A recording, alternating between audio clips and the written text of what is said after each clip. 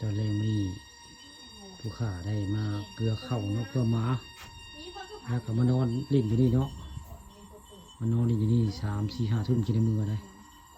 แต่ละมือมานอนเล่นในหมาเนี่ย3-4-5 ทุ่มแล้วก็พาในมือเอาง่ายๆคือเดือนมันผู้ข่าแหละมองข้ามบ่ได้ข้ามบ่ได้ข้ามแล้วใครเพิ่งออกไปใครโซดาเซลล์ออกไปได้เดือนมันประมาณปลาตรงทางปลาส้มแหละข้ามแล้วหมาเข้าป่าเลยมันนี่จ้ะไม่ใช่ปุ๋ยจะเพื่อทำงามเป็นมันเนี่ยเดือนมันผู้ข่าปลาตรงทางปลาส้มเลยเข้าป่าแล้วอันนี้เจ้าของสวนเข้าป่าค่ำแล้วก็นี้เนี่ยเสียงแมงว่างได้บาดแมงว่างห้องแมงว่างห้องได้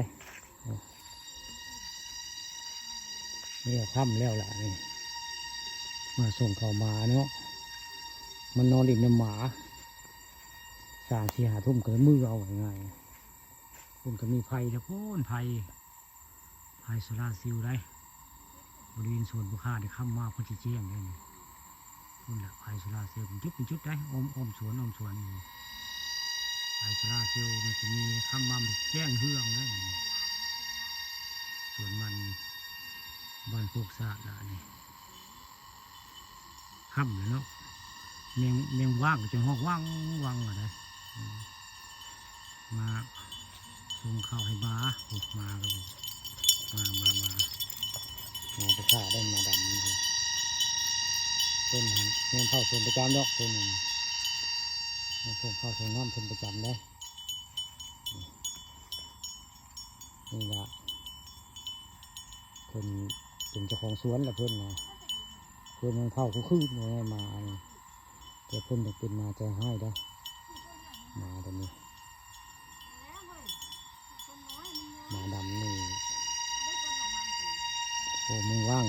กับห้องได้ค่ำมานะเป็นห้องมันค่ำเนาะค่ำเพิ่นกับห้องเลยออกมาเข้าไปยังครับพี่ออกมามาเข้าไป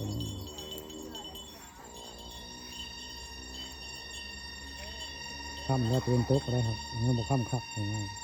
ๆดังไพ่ให้หมาแหละตอนเลี้ยงมันดีกว่ามาให้มาสวนเลยมานอนติ่นสวนน้ำหมาเล็ก4-5 ทุ่มจะมือเอาไว้ไงมาเพิ่งจะค่ำคืนแล้วพระเจ้าอยู่นำทั้งคืนเจ้าเลยคืนไปมาไม่ก็ได้ความเต็มโซดชิ้นใหญ่ได้มาในบนน้อยได้เอาไว้แล้วมายังบุหัวปีได้ใหญ่เลยมาดำยังบุหัวปีตัวใหญ่เลยนี่แหละมันจะมาฆ่าผ่านคำพาชมแล้ว